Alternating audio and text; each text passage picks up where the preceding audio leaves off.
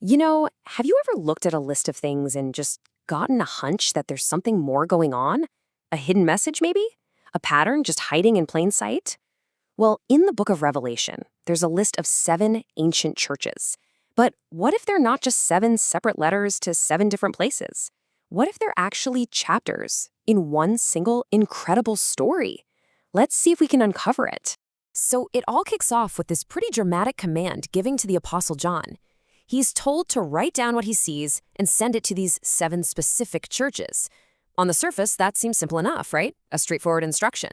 But what if the real secret isn't just in the letters themselves, but in the mailing list?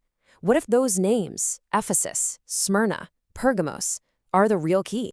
And that's really the big question we're asking. Are we looking at just a divine address book, or is there a single unfolding story hidden right there in the open, encoded in the very names of these churches? Okay, before we even get to the names, we have to look at who is sending the message. The voice says he is the Alpha and Omega, the first and the last. And listen, this is way more than just a fancy title. It's the entire foundation for everything that's about to be said. This title, Alpha and Omega, it's not just poetry. It means the one speaking is eternal, literally the beginning and the end of everything. He's sovereign, so nothing is outside his authority. The message is therefore complete, the total picture. And he is the source and the goal of, well, everything. This is crucial to get. The message we're about to decode is coming from the ultimate authority over all of history. And this is where our detective work really begins. It turns out the secret might just be hiding in the etymology, the original meaning of the names of these 7 churches, read in the exact order that they're given. We start with Ephesus. The name means desired one or beloved. So right out of the gate, the story doesn't begin with rules or judgment. It starts with love. It sets up the whole reason for everything that follows, a deep, profound desire for relationship. Next up is Smyrna. Now, its name comes from myrrh, which was a spice used for burials. And here's the thing about myrrh. It only releases its powerful fragrance when it's crushed. What a picture, right? This is the next chapter of our story: suffering, death, and a kind of faithfulness that gets stronger under pressure. Let's just hit pause for a second. Are you seeing it? A pattern is definitely starting to emerge. The story kicks off with desire and love, and it leads directly into sacrifice and death. A narrative is taking shape right before our eyes. So what could possibly come after death? Well, according to the pattern, it's union. Pergamos means elevated union, or even fortified marriage. This points to a whole new life, a powerful, binding relationship that happens after death and resurrection. It's the reunion that makes the sacrifice worth it. The story keeps building from there with Thyatira. Its name suggests a continual sacrifice. Now, this isn't about dying all over again. No, it's about a living, breathing, ongoing, active service. It's the work of love and intercession that flows out of that new, resurrected life. Then we get to Sardis, which means the escaping ones, or the remnant. This chapter is all about survival.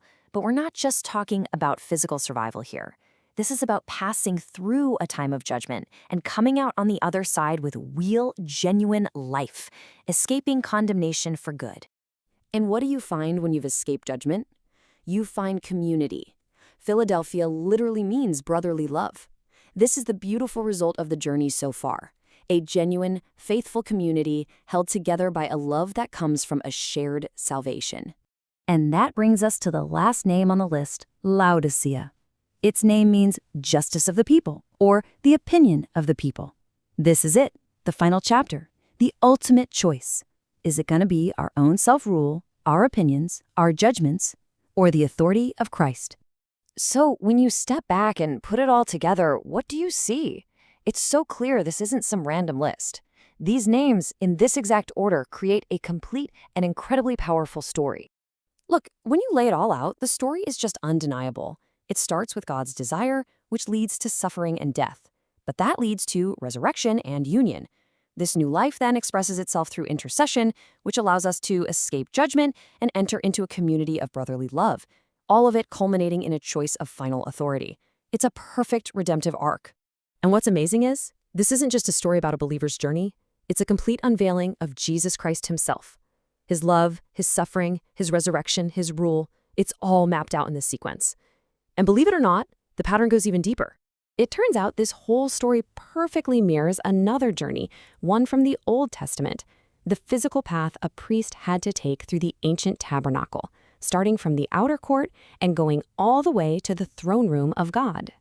I mean, look at this. The parallels are just stunning. Ephesus, which is desire, lines up with the outer court, where the journey begins. Smyrna, suffering and death, is the altar of sacrifice. Pergamos, union after death, matches the laver for cleansing and new life.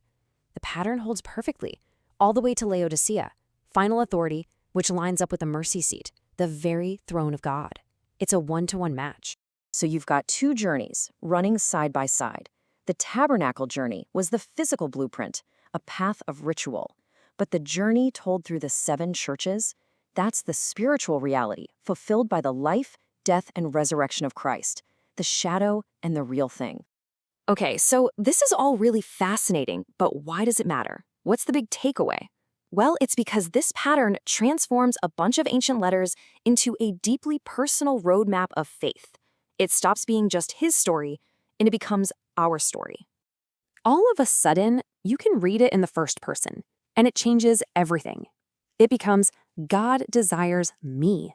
He sent Jesus to die so I could be united with him, so I could live a new kind of life, escape judgment, love others, and finally choose his authority.